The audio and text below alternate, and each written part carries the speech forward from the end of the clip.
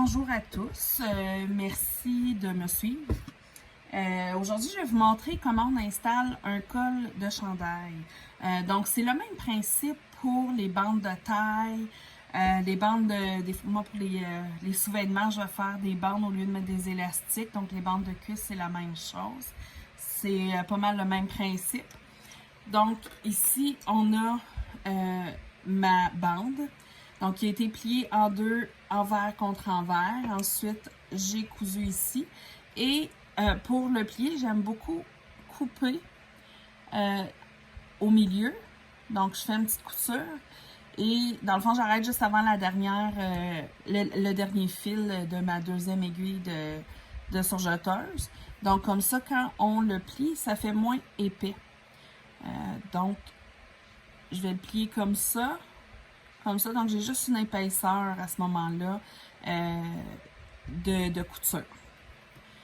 Donc, on s'assure de... On va marquer nos 4 points. Donc, encore une fois, j'utilise mon stylo. Et puis... Donc, comme je l'ai déjà fait... OK. Donc, on fait une petite marque. Ensuite, donc on fait la même chose. On fait ça pour les deux autres. Donc, on plie ce qu'on vient de faire. On fait une marque. De l'autre côté aussi. Puis, pour le chandail, donc, on va faire une marque. Moi, je prends mes coutures d'épaule. On plie. Et on va marquer au milieu. Voilà. Même chose pour le devant. Donc, on prend les coutures d'épaule. Et on va marquer au milieu.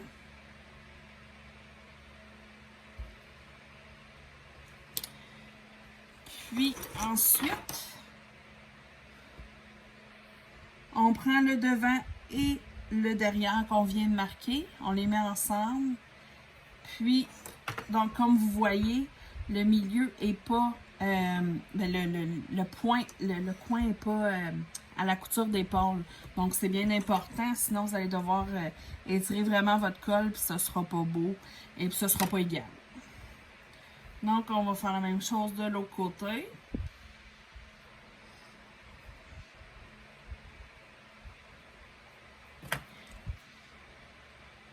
Et voilà. Une fois que ça c'est fait, donc là, je vais mettre mon dos. C'est un petit peu. Donc, je vais mettre mon dos endroit vers le haut. Et je prends mon collet. Donc, la couture, pour moi, je préfère, puis la majorité des patrons vont mentionner aussi de le faire de cette façon-là. Donc, je préfère mettre la couture au dos, puis ça permet aussi de, surtout des fois, si c'est pas évident, de savoir lequel est le dos et lequel est le devant. Donc, ensuite, je vais aller à la prochaine marque que j'ai fait, et je vais les mettre ensemble. Puis j'aime ça utiliser des épingles, des épingles parce que si on met une pince, on va tirer, comme ici, là, vous voyez, il faut vraiment aller étirer le col. Je ne sais pas si vous voyez bien. Donc, il faut vraiment aller tirer pour le coudre ensemble, là. Donc, moi, tout de suite, je vais tirer. Je vais aller mettre une autre aiguille. Donc, c'était l'aiguille, je voulais dire tantôt, pas une épingle. On va prendre une autre aiguille et on va la mettre ici. Donc, voilà.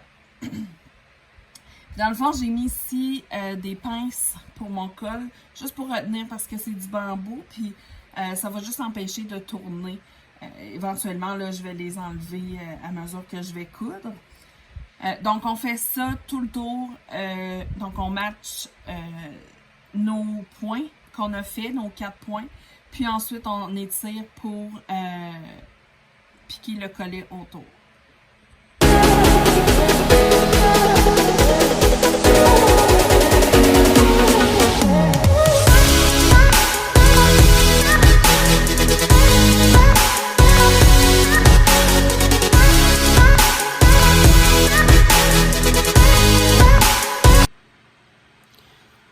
Donc, maintenant, pour la couture.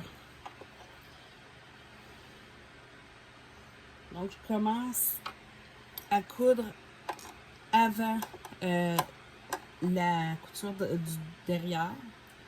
Et je vais prendre mes 2 aiguilles les plus proches. Je vais les étirer. Étirer entre les 2 aiguilles. Et puis, je mets ça là.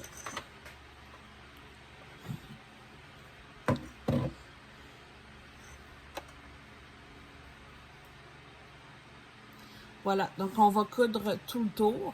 Idéalement, on met le plus long morceau en dessous. Et puis, on s'assure là, de bien prendre les 3 épaisseurs de tissu ensemble pour ne pas être obligé de recommencer.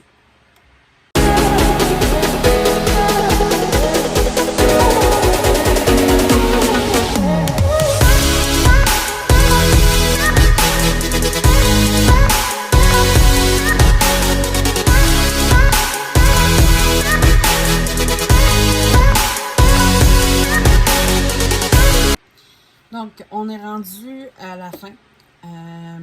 Comme il n'y a pas de couture sur le dos, c'est pas dramatique comment on place nos coutures parce qu'ils n'ont pas besoin de s'enligner sur rien vraiment, là, donc juste sur la marque qu'on avait fait. Pour terminer la couture, il y a différentes façons de faire. Donc là, oh, puis n'oubliez pas d'enlever vos aiguilles à mesure que vous cousez, là, avant pour pas que ça pogne dans votre couteau. Donc, je vais terminer la couture.